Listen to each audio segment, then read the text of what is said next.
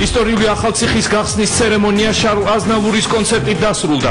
პრემიერ-მინისტრმა კი ახალი რაბათის მშენებლები დააჯილდოვა. რუსული პანკ ჯგუფის ფუსი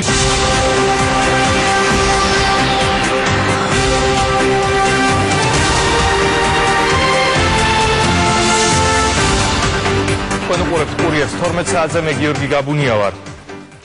ისტორიული ახალციხე სტუმრებს განახლებული სახით მასპინძლობს. რაბათის საზეიმო ცერემონიით გაიხსნა საღამოს კულმინაცია კი შარლ აზნავურის კონცერტი გახდა. ჯერ კიდევ შარშან დაწყებული სარესტავრაციო სამუშაოების წარმატებით დასრულებისთვის მშენებლები პრემიერმა დააჯილდოვა.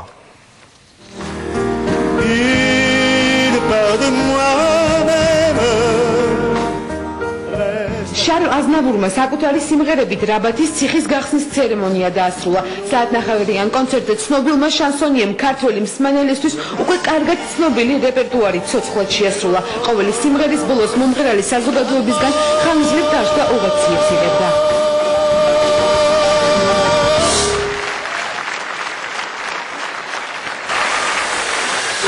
რაბათის ციხის ტერიტორიაზე შეკრებილ სტუმრებს შარლ აზნავურმა სცენიდანაც მიმართა.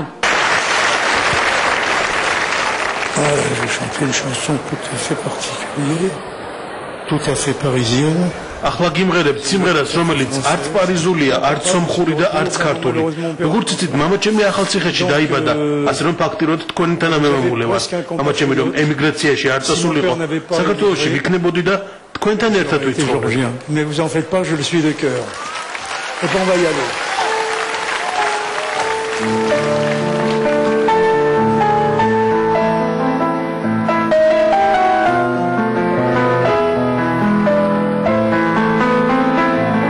Parle d'un temps que les moins de 20 ans ne peuvent pas connaître.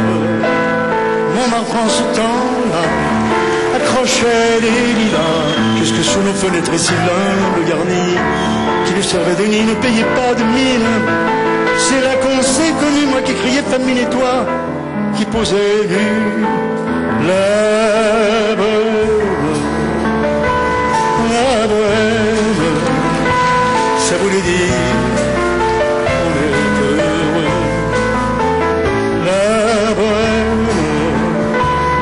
la bohème, nous ne mangeons qu'un jour sur deux.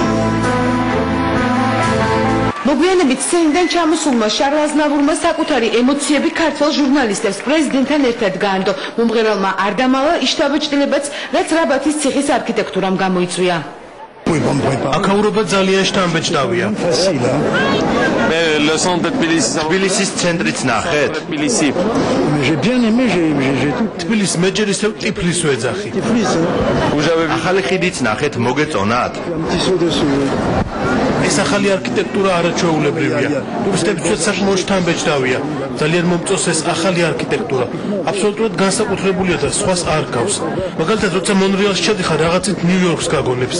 აქ კი ასე არ ხდება. ადრე როცა ჩამოვდიოდი, ძალიან იმედგაცრუებული ვიყავი. ახლა კი ყველაფერი შეიცვალა, მოხიბლული ვარ. Pour les touristes, c'est extraordinaire. კონცერტის შემდეგ ცნობილ მომღერალს კიდევ ერთი სიურპრიზი დახვდა. ისტორიული კომპლექსის ტერიტორიაზე დღეიდან შარლ აზნავურის ვარსკვლავი იქნება.